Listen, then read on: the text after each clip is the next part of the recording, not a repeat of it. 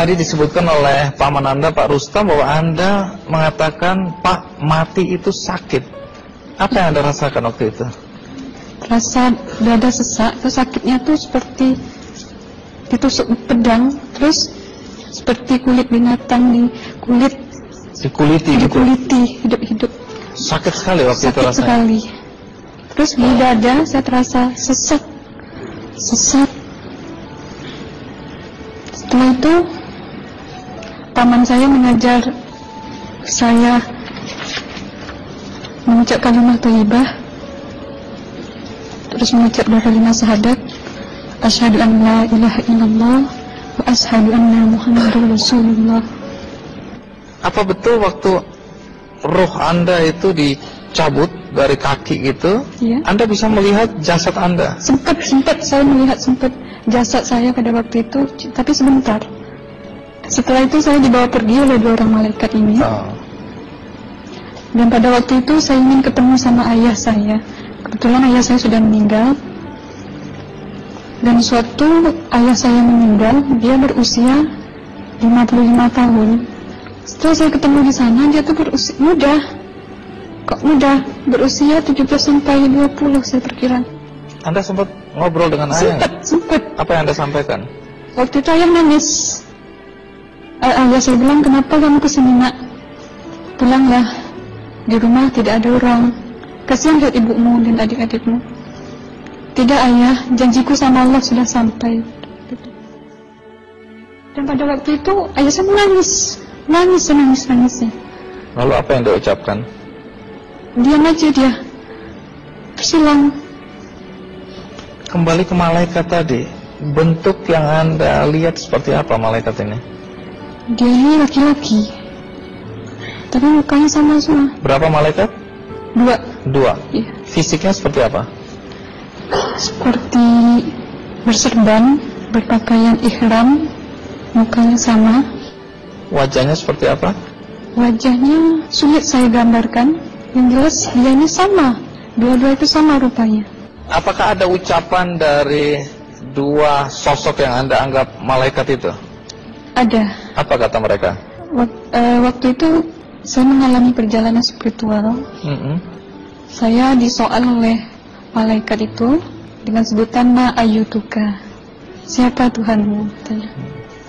Waktu itu ruh saya menjawab, Tuhanku adalah Allah. Siapa pemimpinmu? Pemimpinku adalah Nabi Muhammad Sallallahu Alaihi Wasallam. Mana kiblatmu? Kiblatku adalah Ka'bah. Siapa kedua orang tuamu? Siapa saudara maramu? Terus saya diperjalankan. Setelah itu kedua orang malaikat ini memimpin tangan saya, tangan kiri saya, membawa saya ke satu tempat, menduduki saya di sebuah kursi. Pada waktu itu kursinya tuh empuk, mungkin 8 busanya ya, cantik. Terus di sana saya duduk di sebelah kanan saya ada tiba-tiba berwujud seorang perempuan. Dia mengaku Amal. Kamu siapa? Saya, aku adalah amalmu semasa kamu hidup di atas dunia. Dan selama kamu di sini, saya akan menemanimu sampai yaumul akhir, itu katanya. Dan pada waktu itu saya melihat perempuan-perempuan solehah berpakaian muslimah, berkerudung, mencium pipi kanan, pipi kiri. Mungkin salam perkenalan pertama waktu menduduki di situ.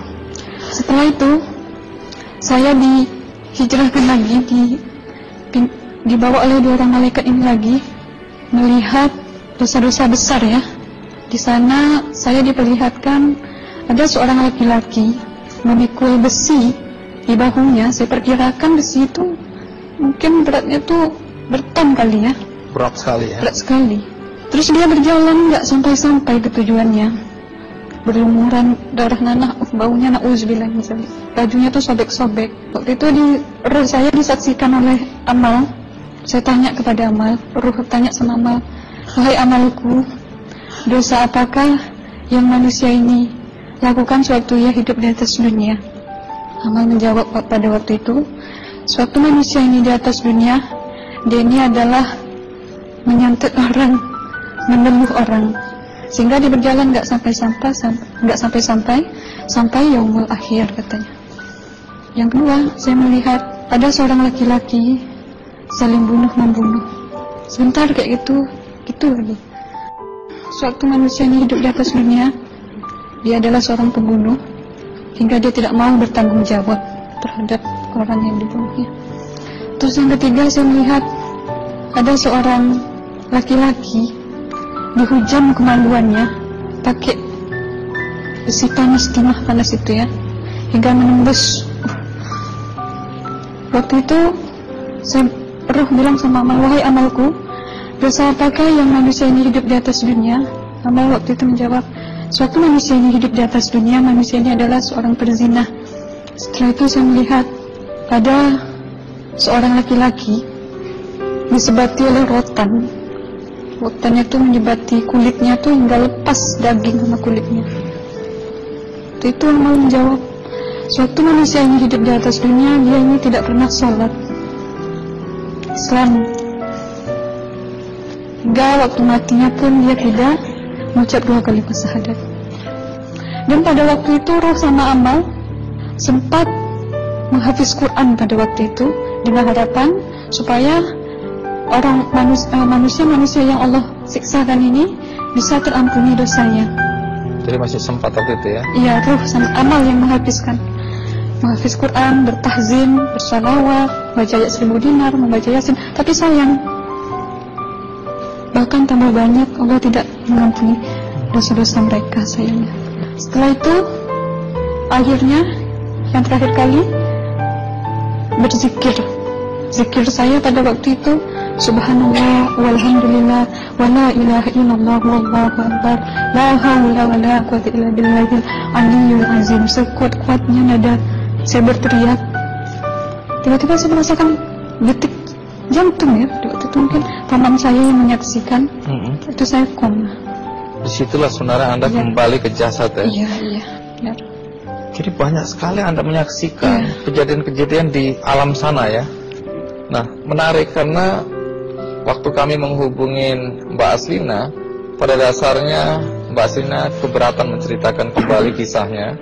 Tapi kalau toh akhirnya Anda mau sampai di sini dan Anda sudah bercerita, apa harapan Anda pada orang-orang yang mendengarkan kisah ini?